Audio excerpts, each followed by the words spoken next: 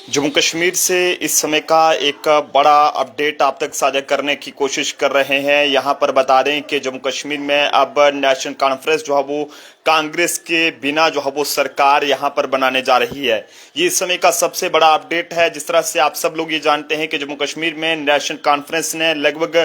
42 सीटों पर अपनी जीत हासिल की थी और उसके बाद 4 इंडिपेंडेंट जो कैंडिडेट्स थे, जिसमें सबसे पहले नाम अगर बात करें तो प्यारे लाल जो कि इंद्रवाल से जो है वो एमएलए हैं, और सतीश शर्मा जो कि जम्मू के शम्ब से हैं, चौधरी अकरम जी सुरनकोट से और रामेश्वर सिंह जी बनी से, जिन्होंने आज नेशनल कॉन्फ्रेंस का जो है वो दामन थामा है। उसके बाद कांग्रेस की ये कहें कि सीटों की बात करें तो लगभग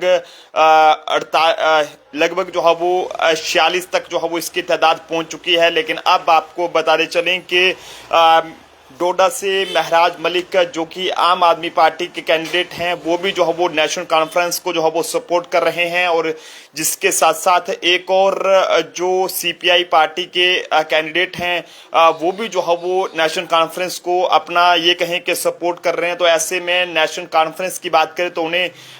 ये कहें कि लगभग 48 के करीब ऐसे कैंडिडेट्स जो है वो मिल चुके हैं जो कि उनके हक में है। तो ऐसे में अब नेशनल कॉन्फ्रेंस जो है वो पूरी बहुमत पर यहाँ पर आ चुकी है, और आज जिस तरह से जम्मू कश्मीर से जो है वो 4 इंडिपेंडेंट कैंडिडेट्स ने नेशनल कॉन्फ्रेंस में शामिल होकर पार्टी का आंकड़ा जो है वो बहुमत तक यहाँ पर पहुंचा दिया है, और अब पार्टी के पास 46 के करीब जो एमएलए हैं वो आ चुके हैं। लेकिन इसी के साथ साथ 47वां जो एमएलए है वो महराज मलिक हैं, और 48वें जो एमएलए हैं वो सीपीआई पार्टी से हैं। और ऐसे में अब नेशनल कॉन्फ्रेंस से जम्मू कश्मीर में कांग्रेस के बिना भी सरकार जो है वो बनाएगी। ये एक बड़ा अपडेट है, क्योंकि कांग्रेस की तरफ से अभी तक जो है वो नेशनल कॉन्फ्रेंस के साथ कोई भी किसी भी तरह का कांटेक्ट नहीं किया गया। हालांकि आज एक बहुत बड़ी बैठक जो है वो श्रीनगर में फारूक अब्दुल्ला जी के जो रेजिडेंट्स है वहां पर की गई थी, जिसमें तमाम जो कैंडिडेट्स थे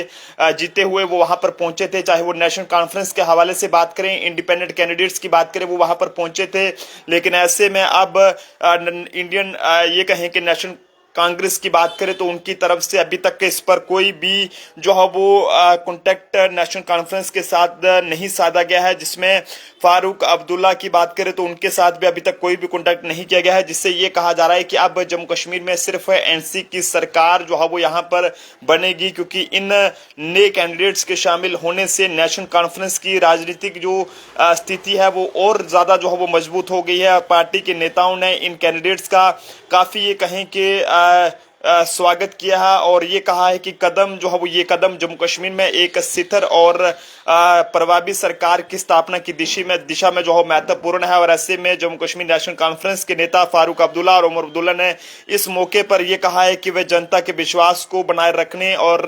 राज्य के विकास के लिए जो है वो काम करने के लिए जो है प्रतिबद्ध हैं, और इसलिए राजनीतिक समीकरण के साथ जम्मू कश्मीर नेशनल कॉन्फ्रेंस आगामी सरकार के गठन की प्रक्रिया को तेजी से आगे बढ़ाने की जो है वो योजना बना रही है। और पार्टी का ये कदम जम्मू कश्मीर के राजनीतिक की बात करें तो उसको जो है वो उसमें बहुत ही ज्यादा महत्वपूर्ण मोड़ जो है वो साबित हो सकता है। तो आप लोग भी अपनी अपनी राय जरूर साझा करें। जिस तरह से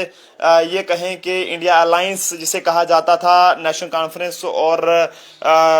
कांग्रेस पार्टी की बात करें तो उन्होंने मिलकर जो है वो इलेक्शन लड़ा था। लेकिन ऐसे में कांग्रेस ने बहुत कम सीटें जो है वो कांग्रेस को मिली थी, और कांग्रेस ये चाहती थी कि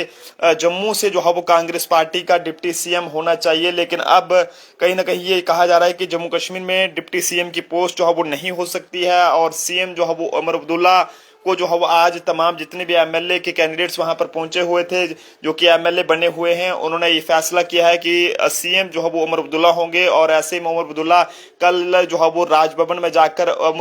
जम्मू कश्मीर यूटी के लेफ्टिनेंट गवर्नर मनोज सिन्हा जी के साथ वहां पर मिल सकते हैं, और उसके बाद कुछ ही दिनों में यानी कि 1-2 दिनों में वहां पर अपनी शपथ जो है वो ले सकते हैं। तो जनता भी अपने अपने सुझाव जरूर साझा करे कि आपको क्या लगता है कि इस सब को लेकर आपकी क्या राय है। देखते रहे जम्मू ट्रिब्यून। जय हिंद, जय भारत।